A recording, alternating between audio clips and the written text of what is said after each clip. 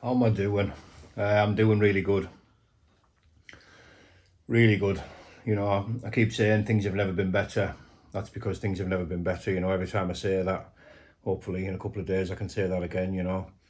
Just everything's coming together nicely. My recovery's, coming on nicely. Life's good. There's a real substance about life at the minute. I don't want anything. I don't need anything. I've got everything that I need. I don't, require anything off anybody, and it's a nice feeling. I've always been, most of my life I've been chasing something, and now I've just got to concentrate on my recovery and the life I've got. So you've just dropped a video that you've had an opponent change. Yeah, I had an opponent change. It is what it is. These things are out of my control. When Jamie Jones messaged us, he was ever so nice about it. Said he would have no trouble with his hands. I think something we've got in common, we've both had extensive trouble with our hands. And initially I was bothered. I was doing some chuntering, shall we say. I was pacing up and down a little bit, and I sharply come back down to earth. It's like, one of them things that's out of my control. It is what it is. You can't make anybody fight. I thought about being funny with him. There would have been no need, and it wouldn't have sat well with us actually, being funny with him. It is what it is. I accepted it. I got on the phone to my manager. He said, look, we'll get you an opponent, don't worry about it. He could see how stressed I was. Within about, I dare say, an hour and a half or so, he was back on the phone with a name. I said, that'll do. We'll check that. I hadn't seen him before or anything like that. I just accepted it because I just needed an opponent, because I will not be able to train and focus in the gym without an opponent. So we've got one now. So big shout out to Darren Godfrey. Thank you for accepting the fight on short notice, and I'll see you fight night, brother. We've seen a lot of the physical prep that you do, followed you making personal bests. I wanted to talk to you about mental preparation and how it's different for you now. Mental preparation. You've just missed some. I'm going to do some more shortly. I meditate, I put classical music on, and I lay on that rug, and I first gather my thoughts, and the aim is to get an empty mind. It's very difficult, and it doesn't happen all the time. Sometimes, on occasion, I've been into real deep meditative states where my mind is empty and I can lay there for quite a while, and it often feels like it's longer than it is. Just to achieve empty minds, a brilliant thing, and then you can just react to things. You try and turn off the part of your brain that thinks, and you just react to whatever happens, whatever's in front of you. You don't overthink anything, and you certainly don't dwell on anything. That's a gift of recovery, I suppose. It's something that's quite new. You know what I mean? It feels nice. It's definitely a new mindset, new frame of mind, and that reflects in my physicality, looking good, feeling good. It all ties in together. So how does it differ from your mental preparation of the Danny of old? I don't know if there was much mental preparation. I never sort of psyched myself up or got prepared for anything. That was the thing. That was the problem. That was a massive character defect. I was very impulsive. There was very little thought time between in my initial thought and my action. I never chewed things over. I did dwell on the past a lot, and that reflected in my behaviour. I wasn't pleased with the person I was or happy with the things I'd done. So what do? You take it out on everybody else. It's your first go-to, isn't it?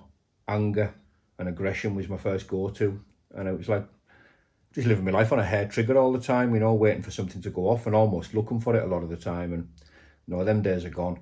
Now I prepare and I mentally focus on what's important, and I just pray for the best outcome. Did you learn anything about yourself from your last fight? Did I learn anything about myself from my last fight? Perhaps I know I was definitely pleased with myself, and I learned that, through good gym time and through proper training, you can get results, because I'm under no illusion that if I hadn't prepared in the gym and I wasn't fully fit, which I was, that fight could have been very different. It was a real live opponent, with the world titles and, the extensive MMA career that he'd had. So, definitely learned that you know, hard work in the gym equals good results in the ring. Training and the hard work that you're putting in, did you find it difficult after the fight? Obviously there's the big build-up and then it comes down to nothing, especially with it being a big part of your recovery as well. Yeah, things like I said, the build-up before the fight was amazing. I felt amazing. I was ready to go. I was ready for war. All the visualization and mental preparation had been done. I was the full article. I was prepared. I've always gonna have holes in my game. You know, I'm not a complete boxer. I'm just got a bit of experience, and I know I've got holes in my defence and etc. But I was very, very prepared, both mentally and physically, for that fight. And obviously with the win and with the occasion and with the platform, my debut and everything, you know, it was a very, very good feeling. A feeling that can't be replicated by drugs or substances. You know, it's a high all by itself, that natural high that you get. It can only be, you know, administered through hormones and adrenaline and concoction of all these things, serotonin and everything all combined. And the feelings, you know, it's amazing. But, you know, what goes up must come down. And about 2, maybe 3 days after that fight, I hit a low. Didn't feel good. Felt very flat. But that's just natural. You know, that's because all your receptors and your glands that hold all these feel-good hormones, you know, they've all kind of shot the bolt. There's nothing left in them, and it takes a while to build up. It can only be sort of related to a bit of a come down. So, you know, it took a bit of building back up. My diet didn't help. I ate cake for a long, long time. I was eating cake 3 times a day. Cake's my favourite food. A whole range of cake. And, you know, that's not very good for your mentality either. You know, eating high sugar foods all the time, it plays with your energy, you know, and that in turn, you know, plays with your head. What's your favourite cake? Favourite cake, there's too many to mention. My favourite cake, I can't give you a favourite cake, you know, I mean, how long you got? You know, I love cake. I am down to a fruit scone. I treated myself to a massive piece of brownie, homemade brownie on Friday. That was on top of my scone. But a scone is a scone. You know, to me, it's just it's a glorified bread roll, is what it is. You know what I mean? A scone's just a glorified bread roll. So I wouldn't put it in the cake category. So, you know, I'm minimising. But I love cake. Battenberg for me. Battenberg. Not a big fan of Battenberg. Not a big fan of marzipan. You know, I don't think it belongs on cake. It's like fruit in a sandwich. But, you know, these things are what they are. Opinions. I see a lot of people commenting on your videos, on your posts, saying that you're a big inspiration for them. They're getting out of bed at 4:30, 5 o'clock in the morning because of what you're inspiring them to do that. How does that make you feel? Mate, when you get comments like that, when you get comments of people saying that I've inspired them to get in the gym or to get up early or to do these things, maybe to get into recovery, it's very rewarding. I never set out to inspire people. I set out to, you know, to document my journey of recovery, you know, and forgiveness and faith in God of my understanding. But to get that sort of feedback, you know, is very rewarding, you know, and I feel it there. You know, it's something I never set out to do, but it's very, very rewarding. You know, I get a lot of messages privately, and I speak to a number of people in private, you know, and a lot of people have said the same, that I've done that, and it's, you know, it's an incredible feeling because, you know, I'm far from the finished article, you know, but I've definitely took some right steps in the right direction towards the person that I want to be, you know, and away from the person that I used to be, which, you know, is a person that I wasn't fond of at all. So, yeah, it's a very nice feeling, very nice. Self-love and self-acceptance is a big thing. It certainly is, you know, this journey of self-love, self-acceptance, and, you know, and even more so self-discovery, you know, learning things about myself that I never knew through step work, you know, through the program and through prayers and meditation. You know, you really go deep on yourself when you, you know, when you work the program and you put the effort in, you know, a lot of things are unveiled, you know, most of them are nice. Yeah. Yeah. Find out who the true you is. The real Danny Christie, yeah. Yeah. A person who's been in there all along, but just been shrouded and, you know, covered in so much negativity and stuff that I've sort of attached to myself, you know, from my previous life. You're a far different person from Oh, I am. who you were. I am. Discovered something in a meeting last week, which I'm probably going to share about in a video this afternoon.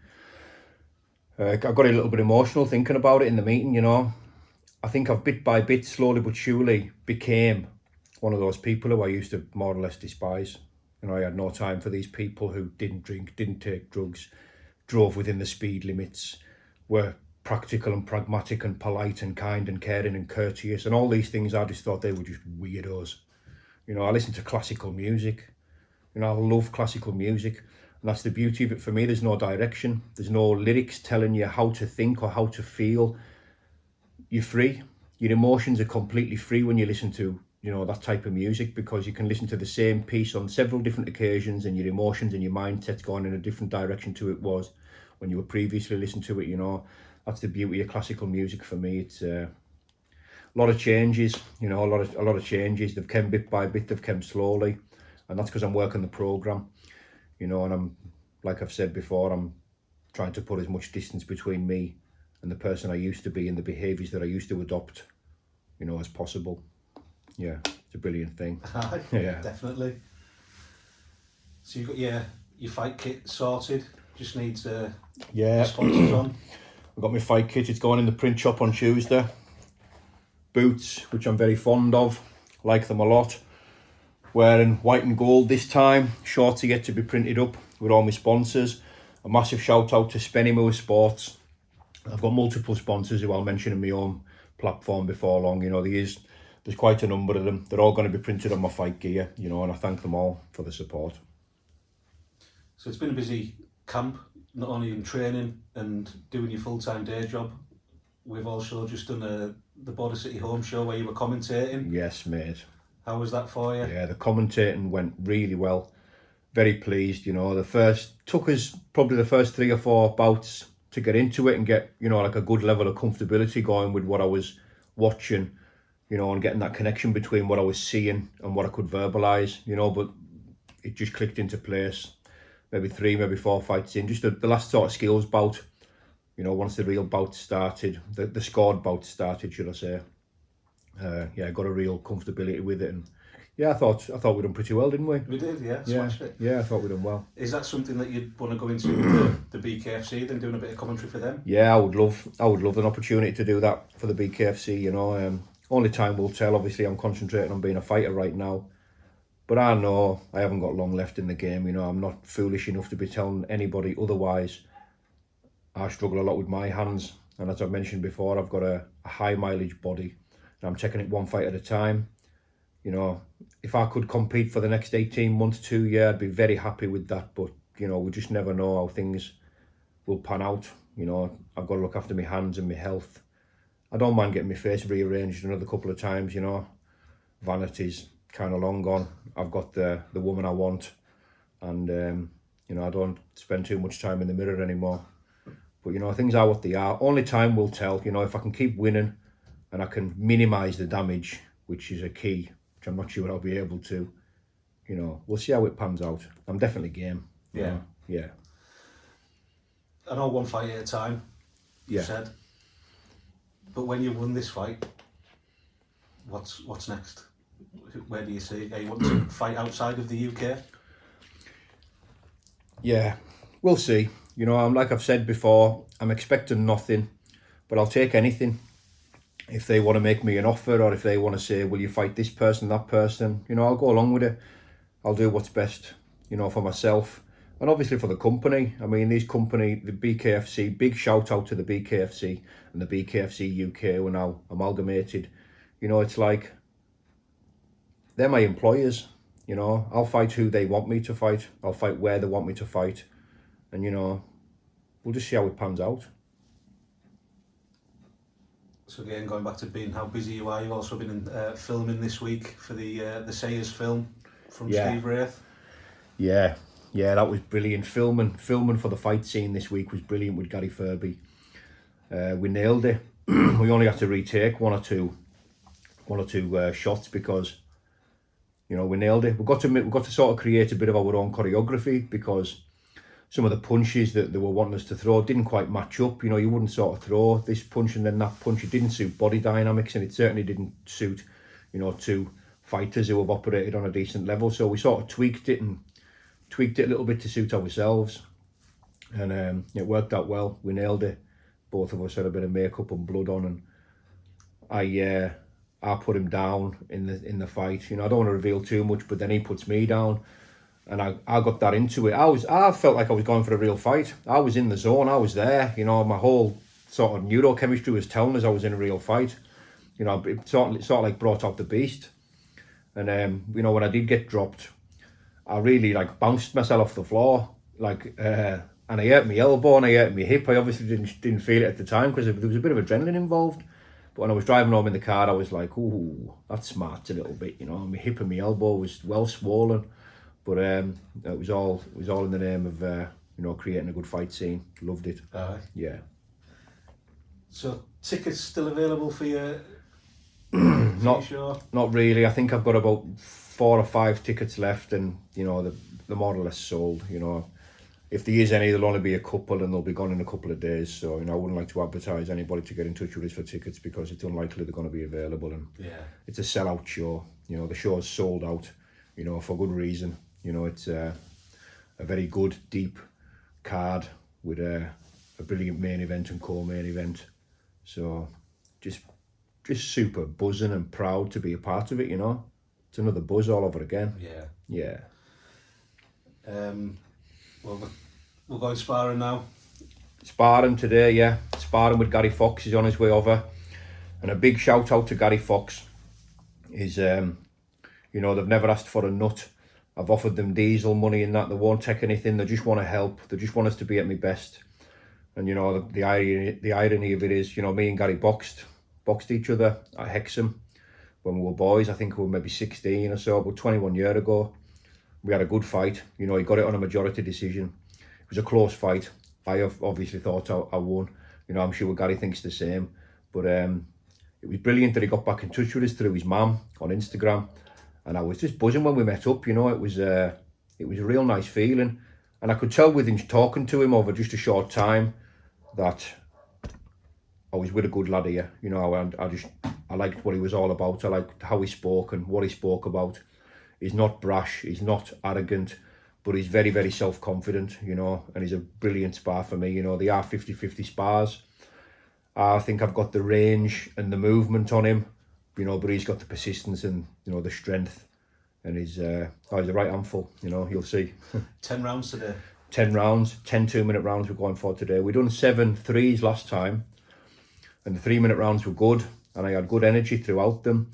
But I don't want to get used to sparring 3-minute rounds when I'm actually fighting 2-minute rounds. You know, so they're a little bit faster. It's a little bit more of a race, but it'll be good crack. You'll see.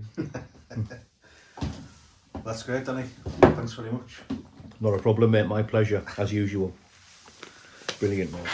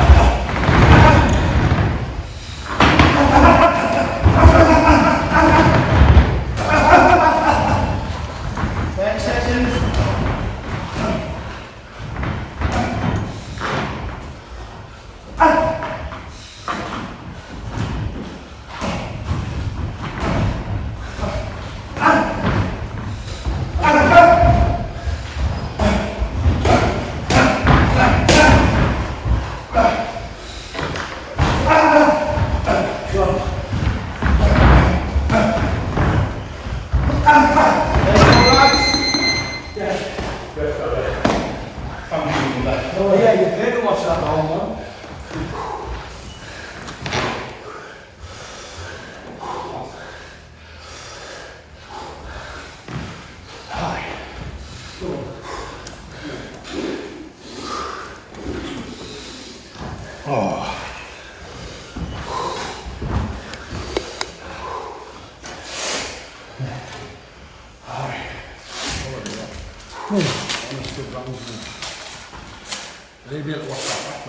Yeah. I'll get it sent over here. Yeah, we sent me the full thing, I know. I know you said you wanted to just do what you do, but is that a watch? Try not to be too hard on me with the clips you put on. For both of us, we're going to come back. Pardon? For both of us, we're going to come back. Massive help for you as well when you can look back at it. Yeah, definitely. Both of us. Great to watch that, lads. Well done. Fucking hell. See that's on there. You don't pay much fights and doing something. I don't know what. Yeah. I felt good, like fucking body shots. But go in the same place both times. Ah, yeah. See, there's a bit of thing about body shots. So it's like one of the best body shots I find. It's just coming when they want to expect it. Aye. The best I find, right? See you in the clinch on, then you step back. Aye. So naturally, you actually want to breathe out and step back. Aye. So I just get them back. Aye. That's it. At this pace. Yeah. Yeah. I just sat, because they're breathing out. You just pop. Yeah. It just takes them out, and you just, if you get it right, mate, you know, you're laughing. It takes you out. Well, that's what it is when if you see anything coming, you get that split second to brace. When you're just clipping it around the back and it's when it's moving away as well, just moving out. See, you get breath when you go, it's just natural fucking thing there. Yeah. You get a breathe Trying to breathe you're not in action, you know what I mean? Yeah. Yeah, they're good rounds anyways. Superb as usual, Gary. Thank you, brother.